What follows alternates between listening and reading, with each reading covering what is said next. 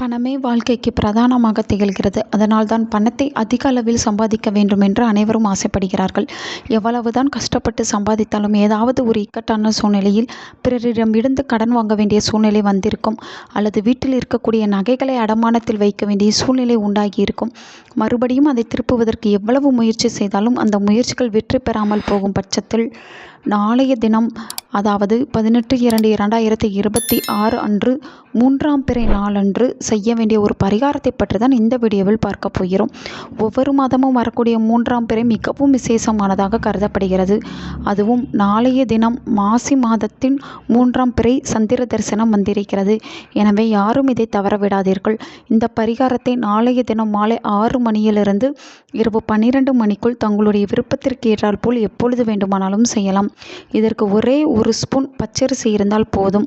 முதலில் மேற்கு பார்த்தவாறு அமர்ந்து கொள்ளுங்கள். உங்களுடைய வலது கையில் பச்சரிசியை வைத்து மூடிக்கொள்ளுங்கள். அதை உங்களுடைய இடது கையின் மேல் வைத்துவிட்டு அப்படியே உங்களுடைய மடியில் வைத்து கொள்ளுங்கள். இப்பொழுது சந்திர பகவானை நினைத்து அமுத சம்பூதனம் வசி வசி, அமுத சம்பூதனம் வசி வசி, அமுத சம்பூதனம் வசி வசி என்னும் மந்திரத்தை குறைந்தபட்சம் 1/4 மணி நேரத்திலிருந்து அதிகபட்சம் அரை மணி நேரம் வரை கூற வேண்டும்.